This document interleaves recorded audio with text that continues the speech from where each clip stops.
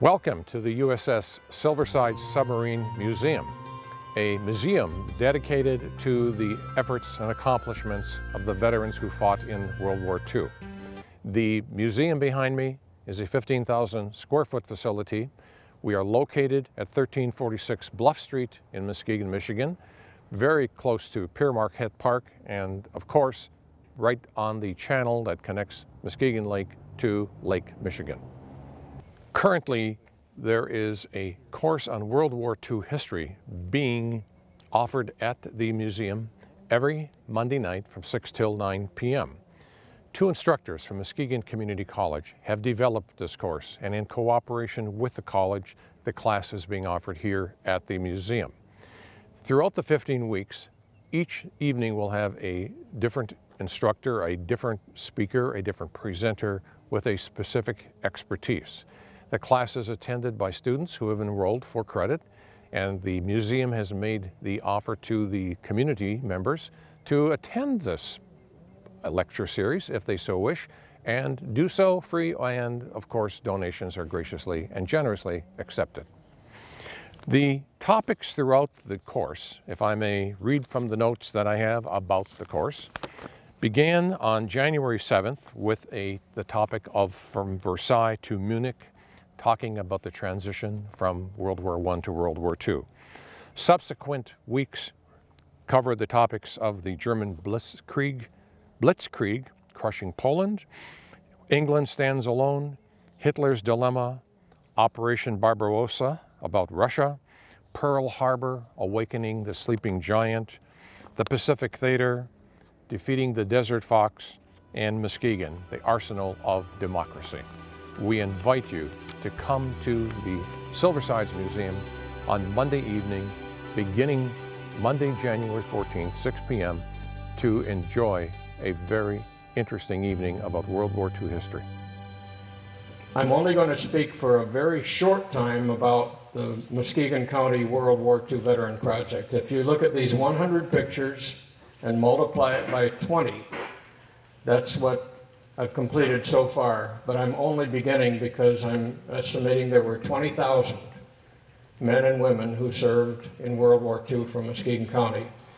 And I'll be about 115 when I finish this project. Well, it can't be finished, of course, but I can make a pretty big dent, but only with your help. The first year that I was doing this, it was so easy. I just went around and talked with my cousins and my uncles and my neighbors and my Sunday school teachers and my high school teachers, the veterans I already knew. Well, I used them all up. For the last 2.5 years, I've been dealing with complete strangers that I've never heard of before. The only way I can find them is if you tell me about your dad and your uncle or your aunt or your cousin who served in World War II. I don't know who they are, but if I get a phone call from you, I can include that person too, if there is a photograph. I'm just going to ask for a show of hands because I see some pretty familiar faces here.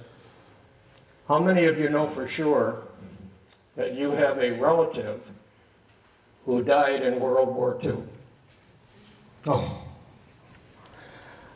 okay.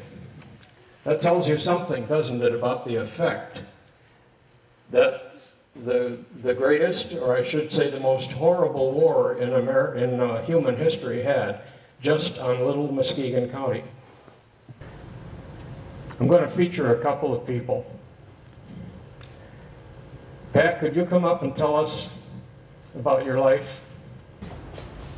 Well, this is something that I'm not accustomed to doing. Thank you, Pat. I'd like to recognize my brother who's sitting over here. He was 3 months old when my dad was killed, and I was 3. Actually, when I say killed, he is an MIA. We never found him. They never found him.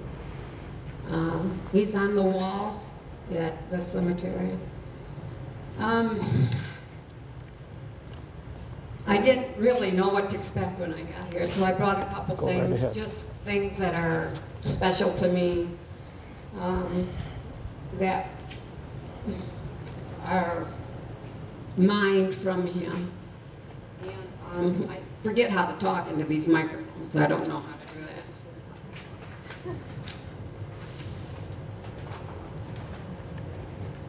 First of all, I cannot remember him physically. I do not remember him touching me, holding me, talking to me.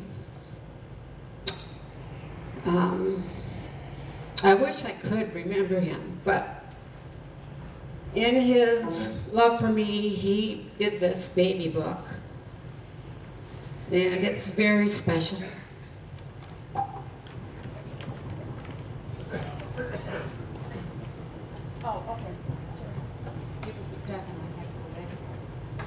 What's special is because it's in his handwriting. He cared for me. And all the gifts I got when I was born.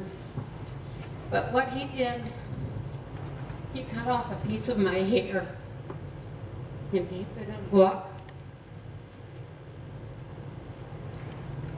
And he bought a ring and put it on my finger.